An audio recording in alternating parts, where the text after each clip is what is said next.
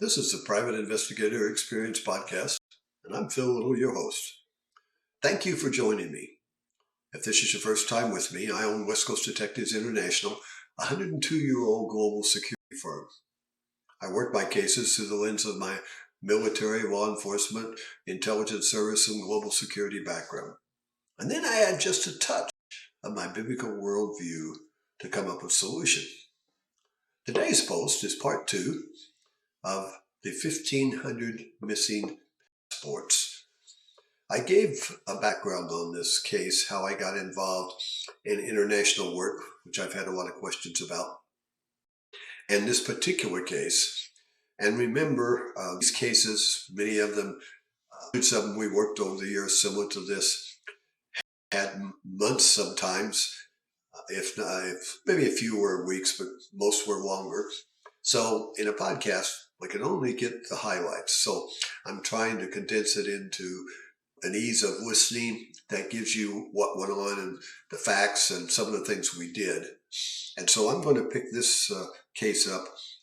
Last time I gave you the situation that this happened in Vienna, and there were 1,500 passports stolen from a country in Vienna at their embassy that I won't use their name for security reasons.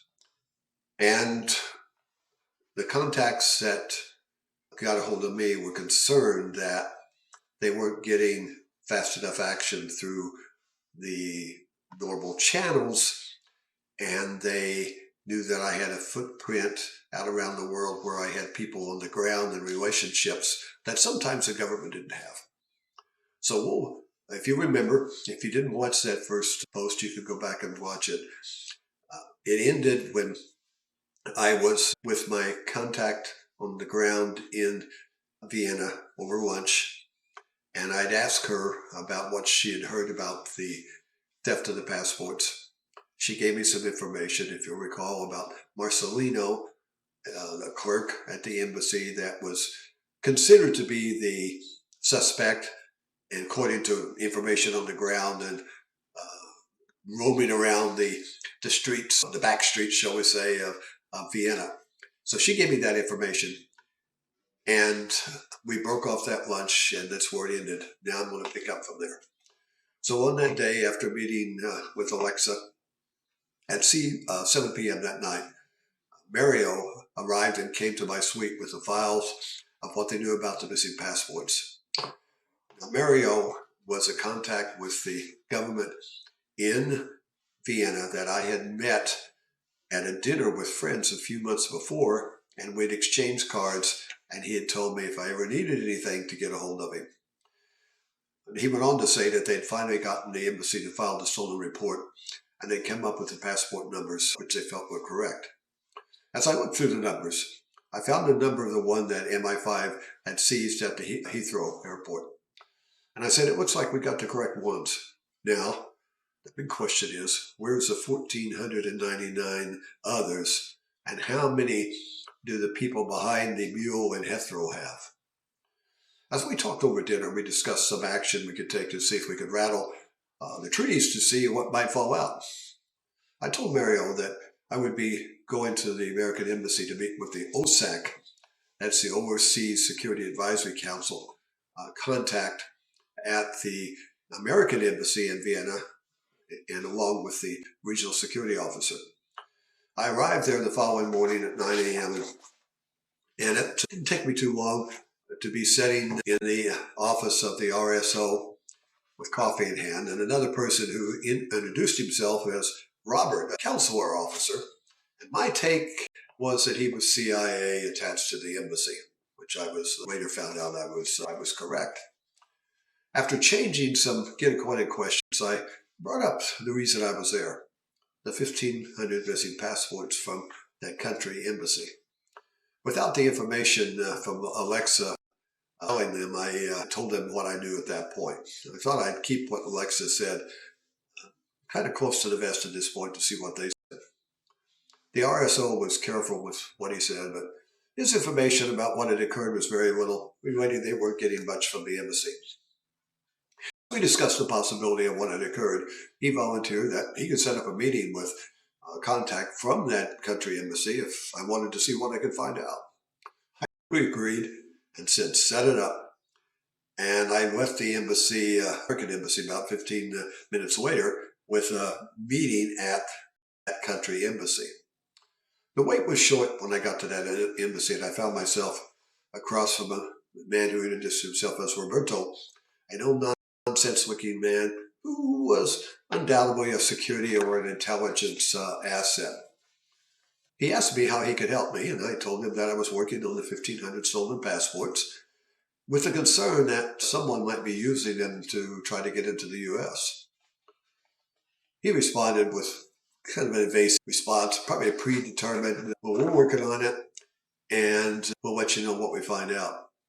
When I asked him about the theft, being possibly an inside job, and I brought up an employee named Marcelino, he got a surprised look on his face, which kind of froze, and then his eyes was locked with mine, and he was looking me over pretty carefully. And then after what seemed like minutes, he responded, he's being detained in our custody in connection with the theft.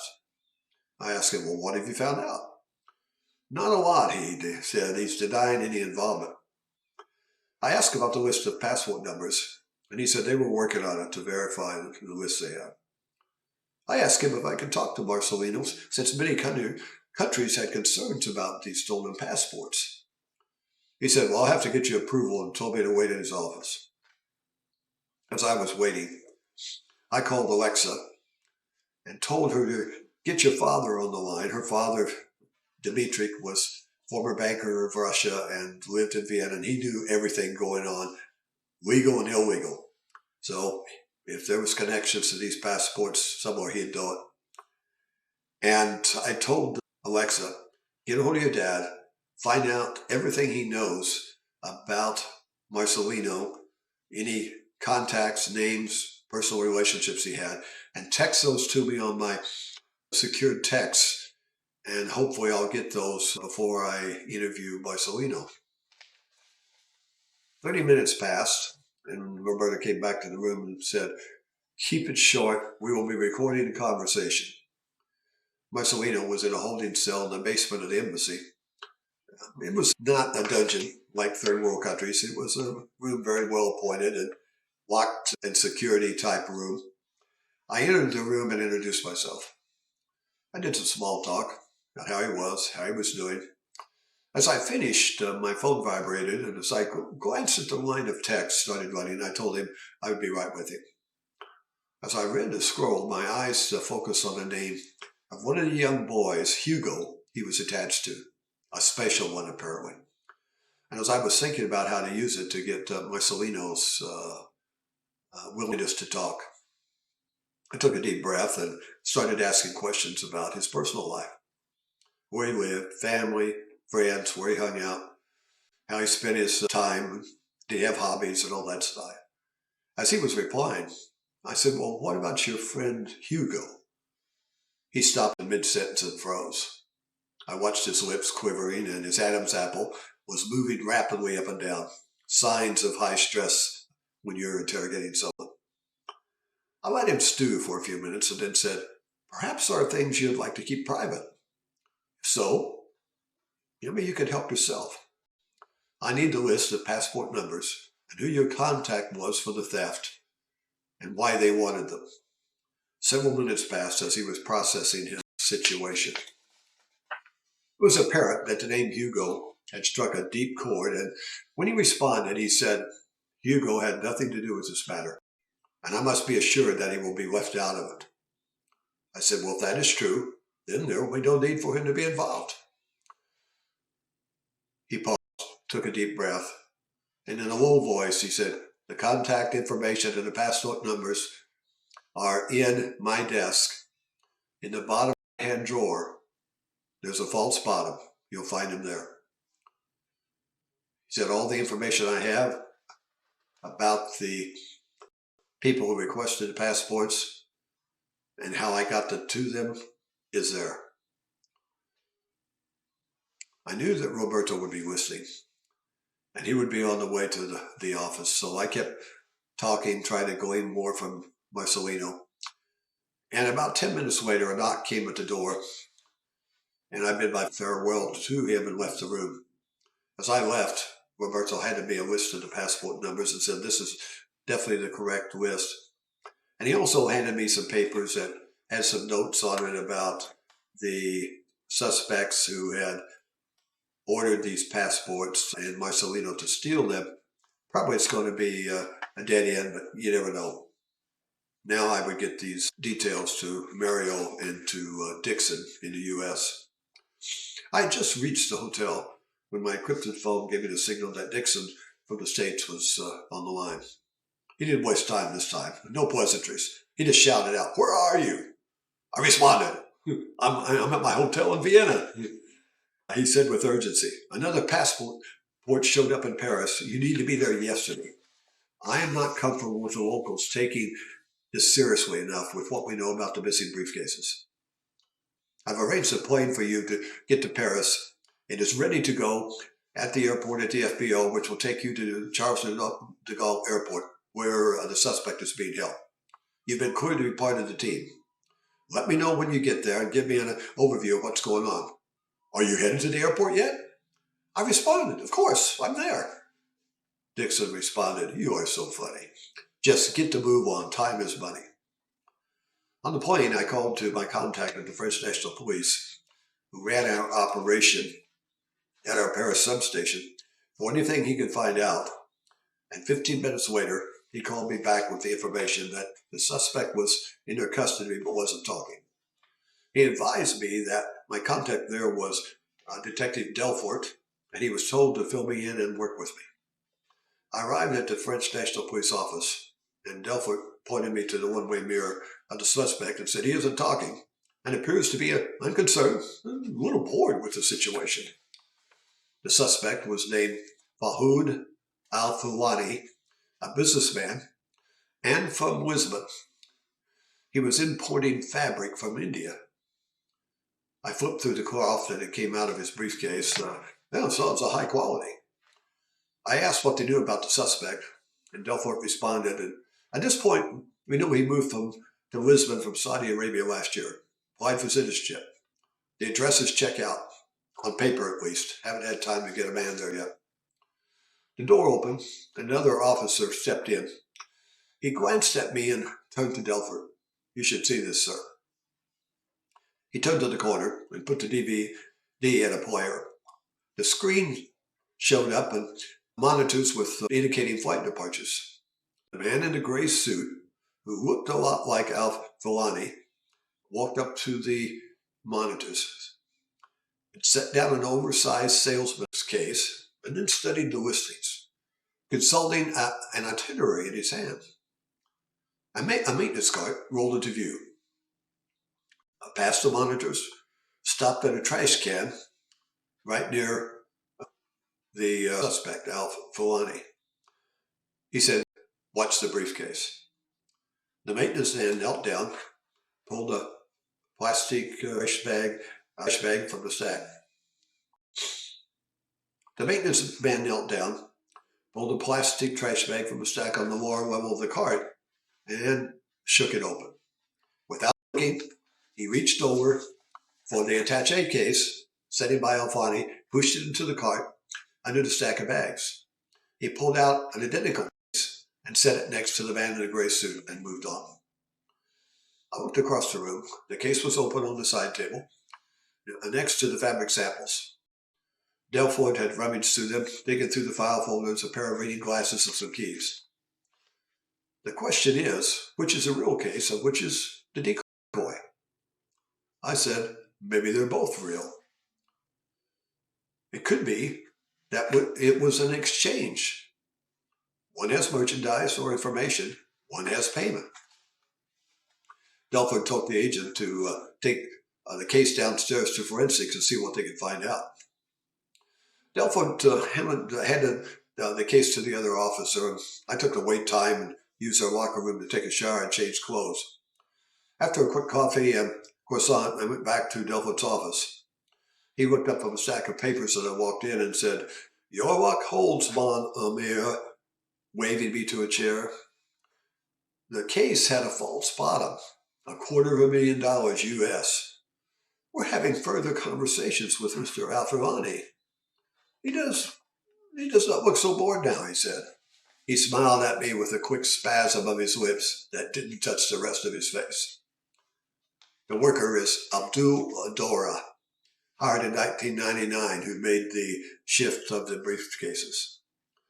His shift ends at noon. I quickly said, I would like to be with the surveillance team. Delphic said, it is not customary. Okay, I'd like to be with the surveillance team.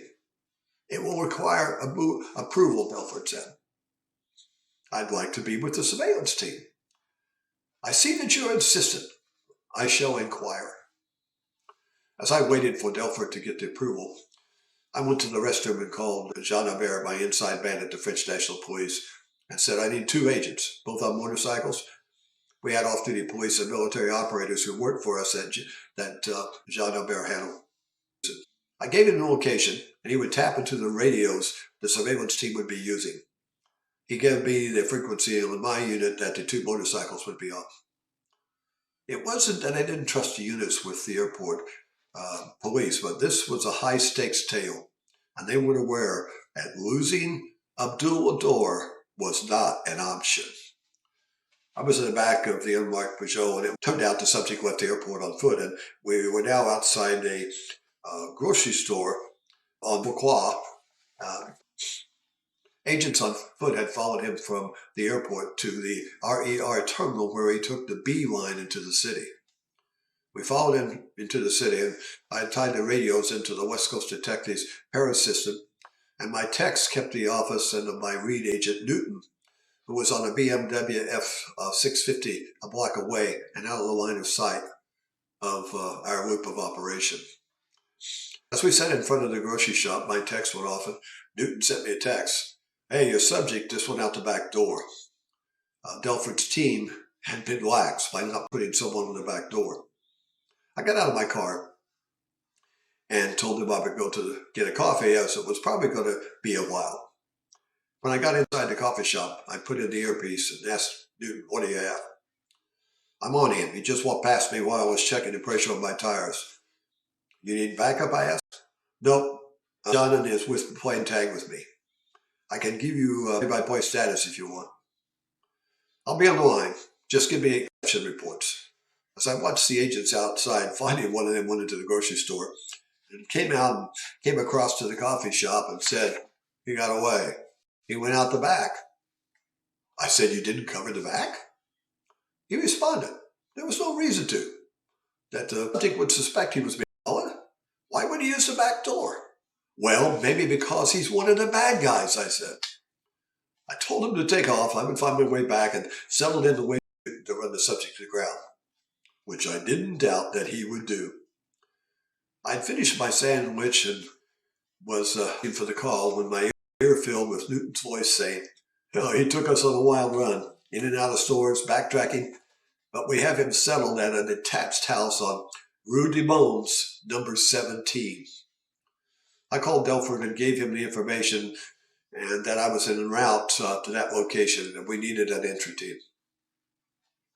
I arrived at the location after a car had picked me up from our Paris station. The house was set back from the street, surrounded by a stone wall and a garden. It was not the house of an airport maintenance worker. It was an upper middle class in a stable neighborhood, the kind of neighborhood that was deserted during the workday, a place where no one would notice a workman walking in at 2 p.m. or leaving at midnight. The agents on the scene had done a recon on the house and found cameras on the front and back, so it was waiting time. At 20:57 that evening, a BMW turned down the street, opened the gate remotely, and entered the garage. The raid unit, the reaction, assistance, intervention, and dissuasion of the French National Police had arrived, and I was in the van with them.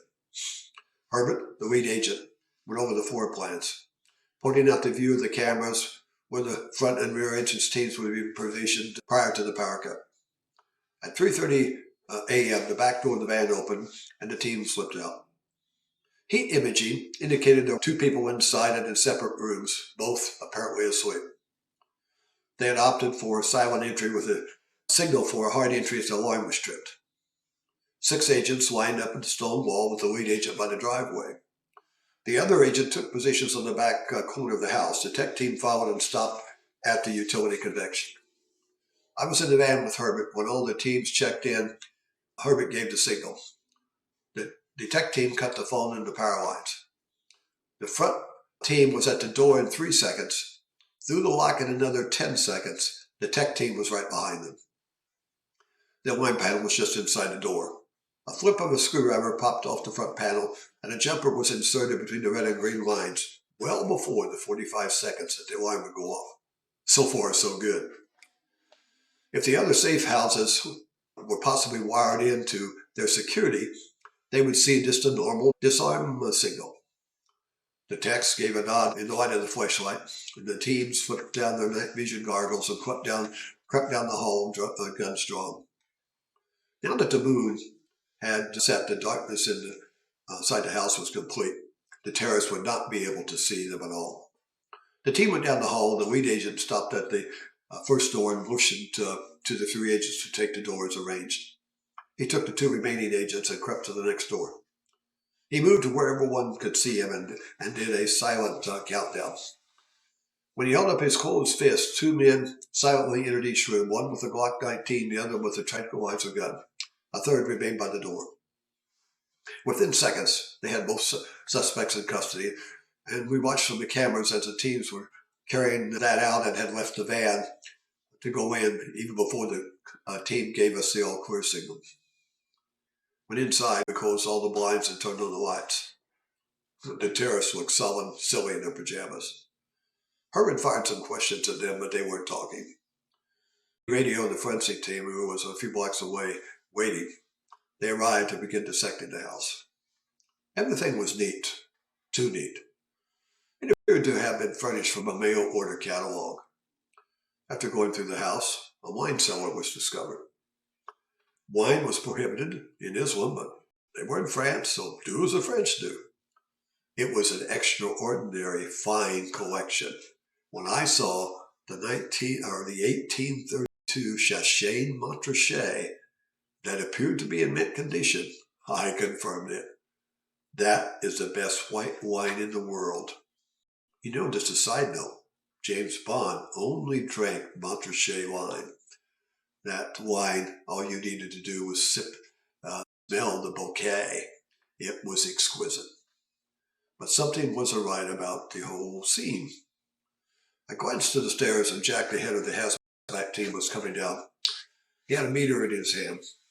"Jackpot," he said, and smiled at the wealth of the wine. "I don't care what you say. I love France."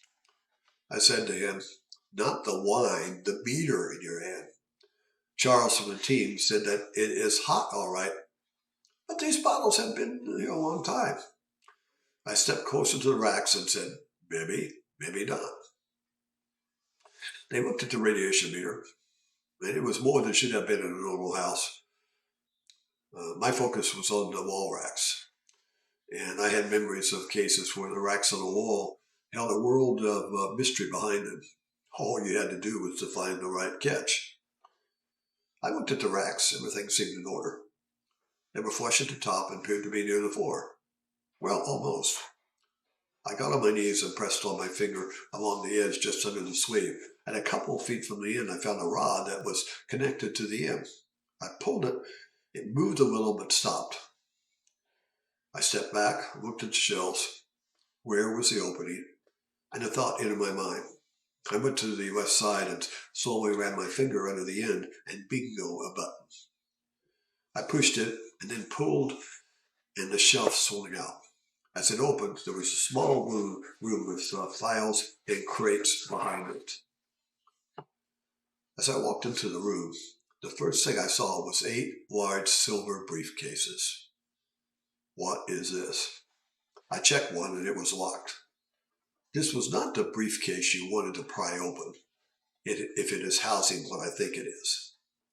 I opened one of the file drawers and inside found 6 boxes, each containing 50 of the stolen passports. The other drawers also had boxes with passports. Counting will have to be left till later, but hopefully we will find 1,498 to account for the 1,500. But later, I learned we were missing 12 of the 1,500 passports. Herman stepped in and said, "Merry Christmas, Phil," and started to call Delford, and I stopped him. I asked him, "What do you make of the briefcases?" Herman said, "What of them?" "Well, Jack's little box says they are hot, very hot." Herbert grunted. He scanned the room and stepped to Charles. "Don't let anyone else down here. And the reading on your meter is privileged." Several hours later, back at my hotel, ready for some sleep after the events of the last 24 hours, I wondered, was my part in this over? We found the passports, but we're missing ones and still may be in play some way with these briefcases. Well, the future will unfold as it unfolds. I need some sleep right now to think clearly before I talk to Dixon. Well, we accomplished the first part of our mission. We found the passports, or at least most of them. We had now another mystery unfolding, and we'll see later on if I had any part in that with the events of these briefcases and those ones that were missing. You can help me a lot if you like, share, subscribe, and you know the drill. Hit that notification bell so you will know when future posts come out. If you have any questions, comments, or ideas, or just things that you would like to hear about, leave your comments on any of the platforms, or you can email me, pi777@gmail.com. Now, if you might have a situation in your life or family or business that you would like to find out if a private investigator could help, send me that information on that, and I'll get back to you and let you know if it would be a case that a private investigator could help. Until next time, be safe. May God bless you, your family, and may God bless America.